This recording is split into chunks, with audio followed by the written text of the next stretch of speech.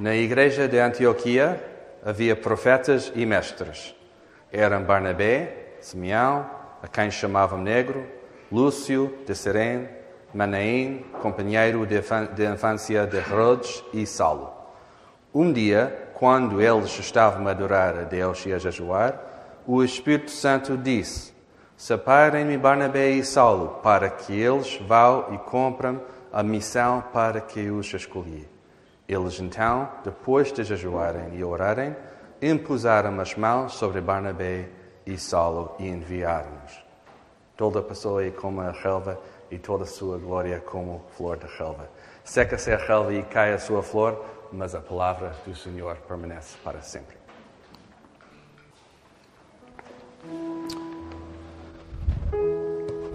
Hoje o meu objetivo é voltar à igreja de Antioquia e, a partir da palavra de Deus, revelar as nossas convicções como pastores acerca do futuro da nossa igreja. O título do sermão é O Nosso Futuro Está no Ir, com a intenção de continuar a ligar o nosso estudo em Atos com a nossa responsabilidade de pregar o Evangelho em 2020 e além. Os pastores, como aqueles chamados para cuidar do rebanho, têm a responsabilidade de planear o futuro e preparar o povo de Deus para continuar a viver a missão da igreja hoje, amanhã e depois de amanhã. Quero deixar claro que os pastores não estão a usar este texto, em Atos 13, para dizer que os futuros planos da Igreja de Lapa são divinamente inspirados. Só existe uma palavra divinamente inspirada, que é a Bíblia, a palavra do Senhor. O que estamos a dizer é que planeamos para o futuro não baseado em nós ou na nossa opinião, mas na palavra de Deus. Somente na palavra de Deus. Aí encontramos a nossa base. E assim, com esta base, em oração e no poder do Espírito Santo, queremos avançar. Vamos orar. Santo Deus, queremos confiar em Ti em qualquer momento, mas especialmente quando falamos sobre o futuro. Tu sabes a nossa tendência, a minha tendência, de não confiar em Ti e ficar tão preocupados e ansiosos quando não sabemos o que amanhã nos traz. Ajude-nos a confiar em Ti, não olhando para o futuro incerto, mas certo do futuro que Jesus nos assegurou na cruz. Ajude-me neste momento, enquanto estou a pregar, para dizer as palavras que estão de acordo com a Tua palavra. Em nome de Jesus, oramos. Amém. Sabendo o tempo limitado que nós temos, eu fiz duas coisas esta semana para me preparar. Esta manhã bebi muito café. Não sei porquê, mas café ajuda-me a falar português melhor e mais rapidamente. E a segunda coisa que eu fiz, eu tive aulas de português com a minha professora Raquel Ferreira. E foi tão bom, ela deu-me TPC e ela disse que eu tinha de dizer coelho toda a noite. Toda a noite. Coelho. Obviamente não resulta muito bem, porque ainda tenho de praticar esta palavra. Mas graças a Deus, coelho não aparece no meu sermão. Apesar do fato que eu já disse não sei quantas vezes, 3 ou 4. Mas voltamos a Antioquia, porque encontramos aqui uma igreja missionária que tinha uma grande influência durante o seu tempo. A cidade é mencionada pela primeira vez em Atos 11, quando a igreja de Jerusalém está espalhada devido à perseguição. O versículo 19 do capítulo 11 diz: Entretanto, os crentes tinham se dispersado por causa da perseguição que começou com a morte de Estevão. Uns foram até Fenícia, Chipre e Antioquia e anunciaram a palavra de Deus só aos judeus. Outros que eram de Chipre e de Cirene foram até a cidade de Antioquia e ali pregavam também aos gregos. anunciando-lhes a boa nova a respeito do Senhor Jesus. A igreja, então, nasce da pregação fiel da palavra de Deus. Ora, o avanço do Evangelho e a pregação, a proclamação do Evangelho, da palavra, e a palavra até chega aos ouvintes dos crentes em Jerusalém. E em resposta, a igreja de Jerusalém envia Barnabé até Antioquia, e a palavra em 11:22 diz: quando ele chegou, Barnabé chegou e viu os efeitos da graça de Deus, ficou muito contente. E aconselhou todos a continuarem com todo o coração a serem fiéis ao Senhor. A ação não para aqui no capítulo 11. E no versículo 25, Barnabé vai buscar Saulo, que depois o nome é Paulo, mas aqui é Saulo, é o nome dele, e leva-o para Antioquia, onde fica um ano ensinando os crentes da igreja. E nesta igreja, diz a palavra, foi em Antioquia que os discípulos foram pela primeira vez chamados cristãos. Então, temos o seguinte: a igreja que nasce da pregação da palavra, o crescimento da igreja, com Barnabé e Paulo, que também é dado o nome cristão, porque toda a gente sabia que os crentes eram de Cristo Jesus. Era um facto conhecido da cidade, que aí estão os crentes, os cristãos de Jesus Cristo. E não só isso, no fim do capítulo temos uma oferta para as igrejas em Judeia, esta nova igreja mal nascida, que depois dá tudo que eles têm para as igrejas em Judeia, por causa da grande fome daquela região. E finalmente em Atos 13, no início deste capítulo, onde é que estamos, temos mais uma parte-chave da igreja de Antioquia. O avanço do Evangelho, quando eles enviam Barnabé e Paulo, iniciando a primeira viagem missionária. E temos 3 viagens missionárias de Paulo, e esta é a primeira, a partir da igreja de Antioquia, obviamente no poder do Espírito Santo, mas o Espírito Santo que fala e a igreja que responde. E aí nasce a primeira viagem missionária para levar a boa nova de Jesus Cristo a todas as outras pessoas. Algumas coisas importantes aqui no texto. Em Atos 13, o contexto do envio é louvor, oração e jejum. Louvor, oração e jejum. Interessante, não é? Quando o Espírito Santo tem alguma coisa para dizer, e neste caso para enviar Barnabé e Saulo, a igreja está a fazer exatamente o que a igreja faz. Não estava à espera de nada, mas a igreja estava em oração, louvor e jejum, prontíssimos para ouvir a voz do Espírito Santo e responder. Também, em resposta ao Espírito Santo, mais uma vez a igreja está em oração. E depois eles colocam as suas mãos sobre Barnabé e Saulo e enviam-nos. A igreja de Antioquia estava a cumprir não só as coisas que se tornam uma igreja a igreja, mas também as palavras do Senhor Jesus em Mateus 28, 18 a 20 e Atos 1, 8, para ir e fazer discípulos. A igreja de Antioquia é um exemplo incrível que queremos seguir, não ignorando o nosso contexto, onde é que estamos em 2020, a Igreja da Lapa, em Lisboa, em Portugal, mas tirando os princípios do texto para nos orientar no futuro. Durante o último ano, os pastores da igreja têm pensado sobre o futuro da igreja. E deixe-me dizer, têm pensando, mas também a ficar em oração e jejum, a preparar os nossos corações para o futuro e para ouvir a voz do Senhor enquanto planeamos o futuro desta igreja. E quero agora afirmar as nossas convicções bíblicas e falar sobre as nossas prioridades durante os próximos anos e em particular durante a próxima década aqui na Igreja da Lapa.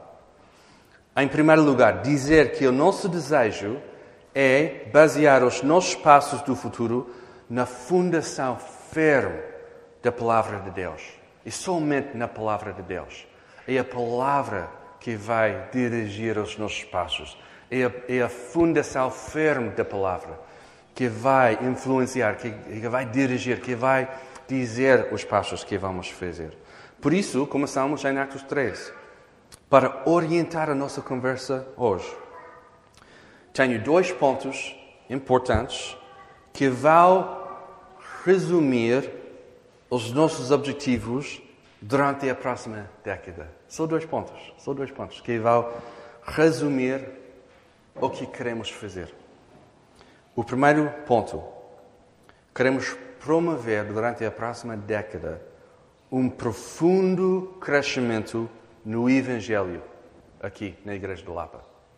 Um profundo crescimento do Evangelho. E temos um compromisso forte com o vosso crescimento espiritual. O alvo do vosso crescimento, do nosso crescimento, é a formação de Cristo em nós. Não é? Queremos ver Cristo formado em todos nós. Como vossos pastores, temos responsabilidade de cuidar do rebanho e para cumprir Colossenses 1, 28 a 29, que diz: anunciamos Cristo a toda a gente, aconselhando e ensinando com toda a sabedoria, de maneira que se tornem perfeitos em união com Cristo. Este é o alvo. Perfeitos em Cristo. A nossa maturidade em Cristo. Não é a maturidade de Tiago, do Filipe, do Marco, mas é de Cristo. Ou também em Efésios 4:13. Até que todos cheguemos à unidade da fé e ao pleno conhecimento do Filho de Deus, ao homem adulto, à medida completa da estatura de Cristo. É Cristo. Durante os próximos anos, e nesse sentido até Cristo vir, ou a nossa morte, que vem primeiro para alguns de nós mais cedo, alguns de nós mais tarde. É interessante que antes de 40, não sei, Tiago, se sentiste a mesma coisa, antes de 40 nunca pensei sobre a minha morte. Provavelmente o Tiago nasceu a pensar sobre a morte, né? Mas depois de 40 eu comecei a pensar mais sobre a nossa morte, não é? A minha morte. Mas nesse sentido, até a morte, ou Cristo vir outra vez, queremos continuar a pregar e ensinar o Evangelho de tal modo que produza discípulos de Cristo aqui na Igreja da Lapa. Não vamos aceitar nada menos do que isso. Discípulos de Cristo aqui, formados em Cristo, até o fim. Até o fim. Todos os dias. Este vai ser o nosso primeiro ponto. Ver Cristo formado em nós, aqui na Igreja. Discípulos de Cristo. E o segundo ponto, que encaixa muito bem com o primeiro. Os 2 pontos vão encaixar os 2. Queremos promover, durante a próxima década, um compromisso abrangente com a expansão e alcance do Evangelho. Queremos promover um compromisso abrangente com a expansão e alcance do Evangelho. Também temos um compromisso forte com a expansão do Evangelho aqui em Lisboa e além. Ou seja, temos uma grande responsabilidade para pregar o Evangelho no lugar onde Deus nos colocou. Queremos fazer isso como? Queremos abraçar o crescimento do Evangelho, a expansão, em vez de correr atrás de um crescimento numérico, ou seja, crescer em números apenas. A nossa prioridade é a expansão do Evangelho em vez de tentar crescer a Igreja de Lapa em números.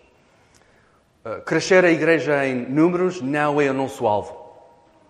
Dito isso, se durante os próximos anos Deus quiser adicionar números, tudo bem, estamos contentes com isso. E quando olhamos para trás, podemos ver a mão de Deus neste crescimento da nossa Igreja.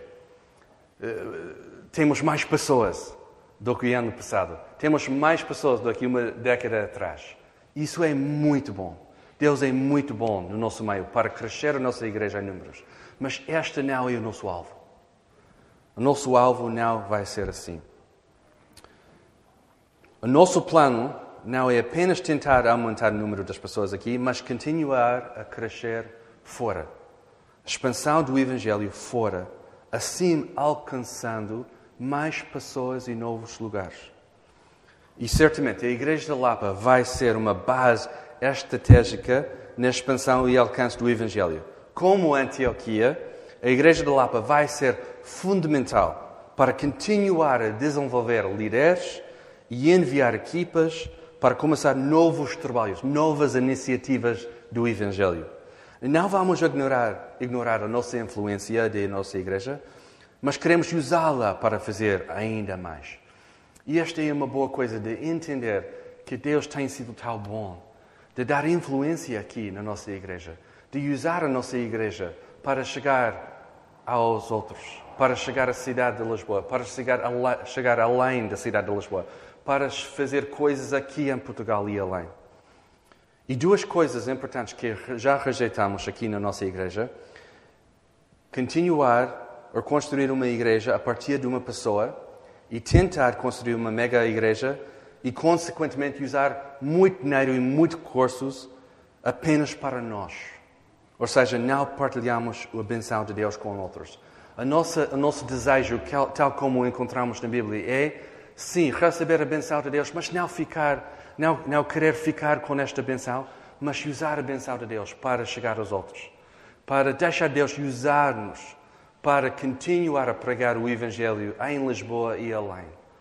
Para não ficar com esta benção, mas usá-lo para o avanço do Evangelho. Vamos continuar, por isso, nos seguintes pontos estratégicos. Continuar a desenvolver líderes para o futuro. E acho interessante a maneira como Deus está a preparar mais líderes no nosso meio. Primeiro, o sabático do Tiago, para descentralizar a nossa liderança. E aqui temos mais líderes para responderem no futuro.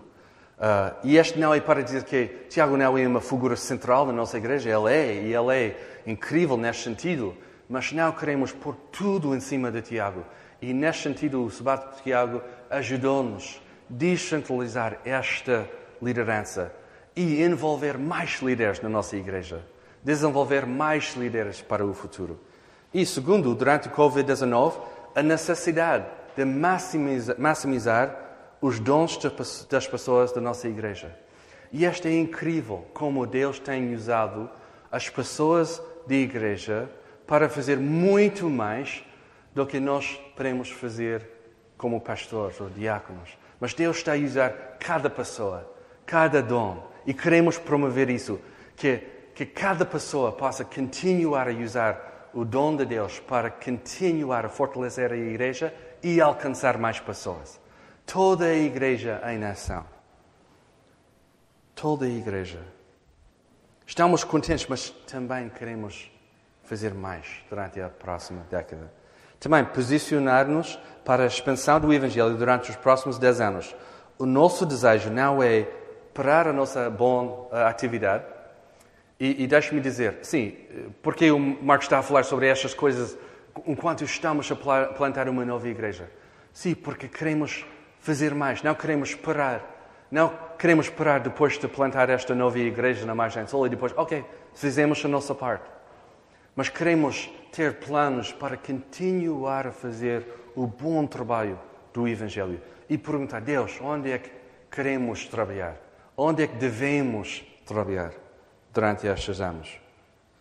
E simplesmente fazer uma boa pergunta. E deixe-me dizer, foi o Tiago que colocou esta pergunta a mim. Eu sou missionário no meio da igreja e o pastor Tiago que está a colocar esta pergunta a mim. E ele sempre diz, onde é que o Evangelho precisa de ir hoje e amanhã?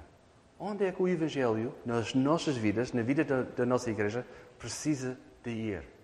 E esta tem sido uma questão importante enquanto planeamos para o futuro. Enquanto os pastores da igreja estão a planear para o futuro. A perguntar, onde é que o Evangelho precisa de ir?